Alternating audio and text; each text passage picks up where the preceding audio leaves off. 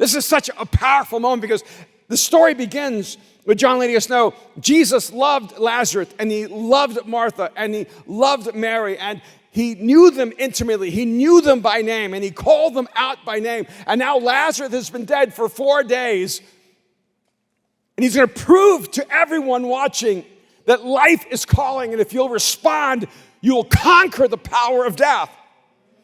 And so Jesus cries out. He doesn't say, come out, because then every dead human who's ever lived on this earth would have came out and said, are you talking to me? So Jesus had to be specific. Lazarus, arise. And the dead man, he still couldn't call him Lazarus. Because John's writing this story going, I'm telling you, it was a dead man. He came out of the grave, but he was still wrapped up, so he didn't walk out. He just came out, wrapped in strips of linen and a cloth around his face, because Jesus called him out by name. And I want you to understand, life is calling you. And it's not a generic call. That call has Jesus on one end and you on the other. And he already picked up the phone, but have you? You have caller ID?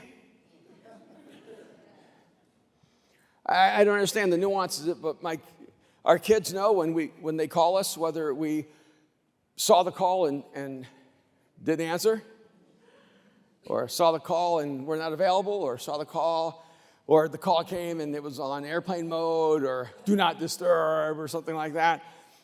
And sometimes I've been on another call and they call and I hang up their call and they go, why'd you hang up on me? And I go, how could you know? Yeah, we can tell what's happening on the other end.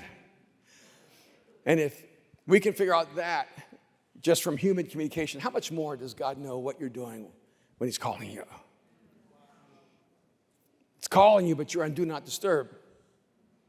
He's calling you, but you're taking another call because it's more important to you. He's calling you, and he's calling you to life. He's inviting you to step out of death into life.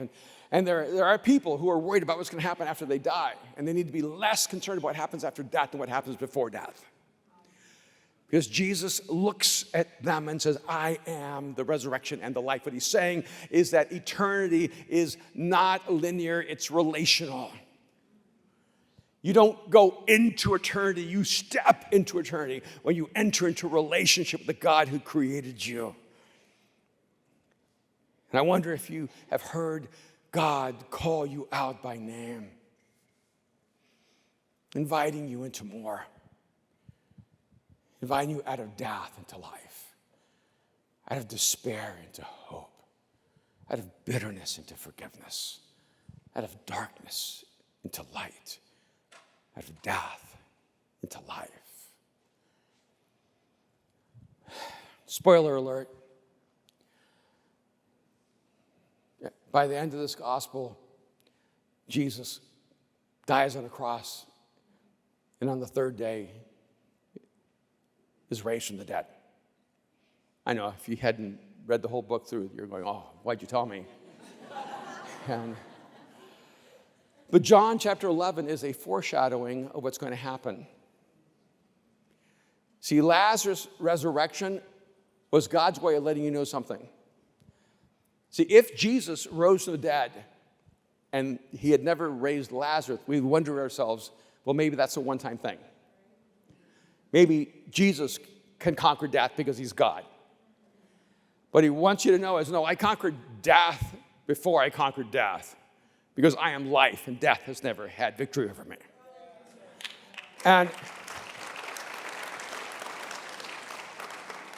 in the same way that Jesus raised Lazarus from the dead by calling him out by name, Jesus can raise you from the dead by calling you out by name. And what's astonishing to me is that a man who's been dead for 4 days can make a better decision than most of us who simply exist. And if a dead man can hear God call them out to life, don't tell me you cannot hear God's voice calling you.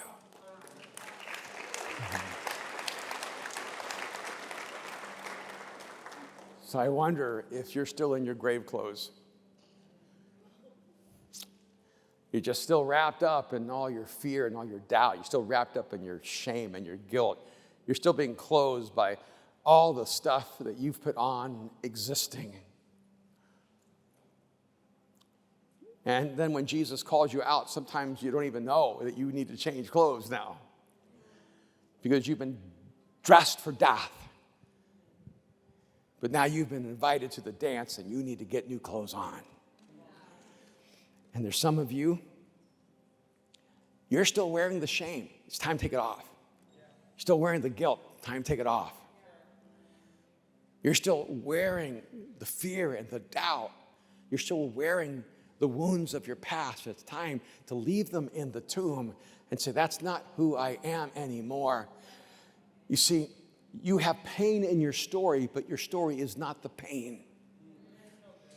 Your story is the life. Can you imagine knowing Lazarus after the fourth day? Because this story is written while these people are still alive. See, we're hearing it 2,000 years later, but they knew the story then. Can you imagine, like, Lazarus now, he's just going to go buy bread on Tuesday. Is that you? Yeah, me. It's just post-death, me. How was it? Temporary. Incapable of holding me down. How do you think he saw his problems going forward? How do you think he faced his bad days? How do you think he saw the challenges and obstacles and crises and conflicts of his life after he heard life calling?